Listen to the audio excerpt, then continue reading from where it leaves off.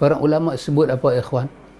Sebelum kita dapat anak, kita kahwin, suami dah kena didik diri dia baik adab dengan isteri, isteri kena didik diri dia baik adab dengan suami. Sebab apa? Benda ni kalau dia menjadi, itulah yang akan menjadi corak kehidupan pada zuriat. Kalau kita ajak diri kita, ada orang je cakap baik, mak mentua mai, pak mentua mai, kita pun panggil lah bini kita darling lah, ayang lah, dan ni panggil apa? BB. Si.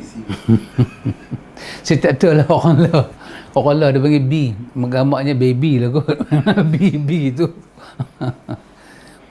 Tapi kalau dia ajak, panggil lagu tu hanya depan orang, bayang orang balik, apa dia akan panggil pasangan dia? Ataupun dia tak sedang, tetamu ada depan pintu, tetamu ada di luar rumah, dia depan tengah duduk bertengkar.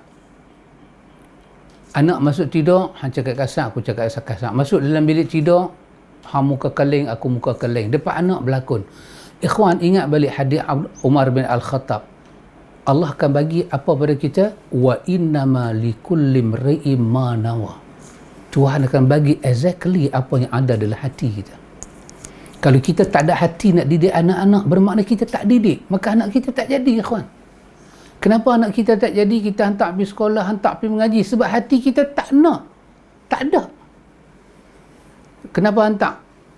Patut mak ayah hantar anak pergi mengaji, berdoa, ya Allah, saya hantar anak baca kalam kau, ya Allah, bagilah dia jadi hamba-Mu yang saleh.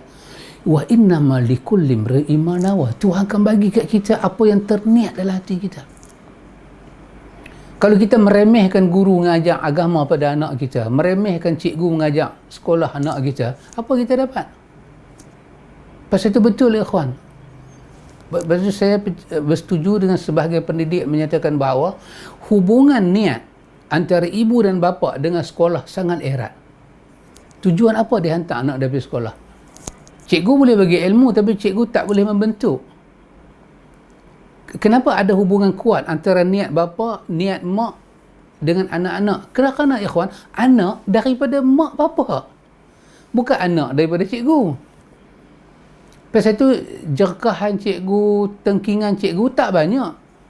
Anak terima kesan, tapi kalau mak marah, bapa marah, kesan dalam hidup anak. Sebab anak dari kita. Anak kita yang laki-laki, yang perempuan tu dari benih kita. Dia asal dalam diri kita. Dia mengalir dalam bentuk benih. Kita pindahkan dengan penuh kasih sayang dalam rahim ibu. Kemudian membesar, keluar mahal proses dia. Jadi pasal itu pentingnya anak-anak. Sebelum kita dapat anak-anak ni, kita menjalani satu hidup yang rahmah. Ayat daripada surah Ar-Rum. Wa min ayatihi an khalaqalakum min anfusikum azwaja litaskunu ilaiha. Daripada tanda kebesaran Allah, Allah menjadikan kamu hidup berpasangan supaya ada sakinah, kecenderungan hati. Dan Allah menjadikan mawaddah, ada hubungan suami isteri, rahmah, kasih sayang yang terbina. Suami mesti hidup dengan rahmah dengan isteri, isteri kena hidup dengan rahmah, sebab yang tu anak-anak akan tengok tanpa disuruh. Kita ada anak pertama, lepas tu kita dapat anak kedua. Kita boleh tengok macam mana anak pertama dia layan adik dia yang kedua. Bahasa dia, perkataan dia, rahmah dia, sebiji dia ambil daripada mak dan pak dia, dia akan lepas ke adik dia. Kalau mak dan bapa biasa kata, Allah kacau sungguh, dia akan guna ayat tu ke adik dia. Pasal itu kena ada, mak dan bapa kena get ready nak jadi seorang murabbi, pembentuk keturunan dia. Jangan fikir cikgu di sekolah, yang tu nombor 2, nombor 3, anak akan tidur dengan kita, akan makan hasil kita, kita akan tengok dia, dia akan menangis depan kita, dia akan bergelak depan kita. Kita adalah murabbi, pembentuk dia. Yang ini ikhwan, saya katakan dia adalah amanah yang tak akan hilang daripada mak bapak selagi ada akal, ada roh di badan. Dan kalau kita tertinggal benda ni ikhwan, kita kena buat balik. Kita kena panggil anak kita dengan nama yang elok. Kita kena bubuh nama yang elok pada dia, dan kita kena panggil nama tu dengan penghormatan. Kerana nama ini akan dipanggil sampai hari akhirat. kamu akan dipanggil pada hari kiamat dengan nama yang bapa kamu bagi. Kalau katalah anak kita nama sedap, nama Abdullah, bila besar panggil In, tak jadi dakwat pula tu. Jadi kita baru nama elok, kita tak hormat nama yang kita bagi. Bila kita marah, kita panggil dia dengan satu ganti nama yang buruk. Ini tak betul, ikhwan. Sebab dia akan pakai benda tu untuk adik-adik dia, dan dia akan pakai benda tu untuk anak dia bila dia besar. Dia akan ingat, memori dia akan ingat, ikhwan. Dia akan ingat, wallahi dia akan ingat. Maka kerana itu, kita kena bersedia. Kita kahwin sahaja. Anak tak anak itu urusan Tuhan, tapi bila kita kahwin, kita kena get ready untuk jadi murabbi dalam keluarga kita. Sebagai murabbi, kena sampaikan ilmu pada anak kita. Kita kena bagi tahu pada anak kita, dia kena beramal. Kita kena bagi tahu pada anak kita sebanyak mana yang dia tahu benda ni, dia kena sampaikan. Dan kita kena bagi tahu pada anak kita tentang kekuatan diri dia untuk menghadapi kehidupan dengan sabar. Part ini kena simpan dalam kepala kita.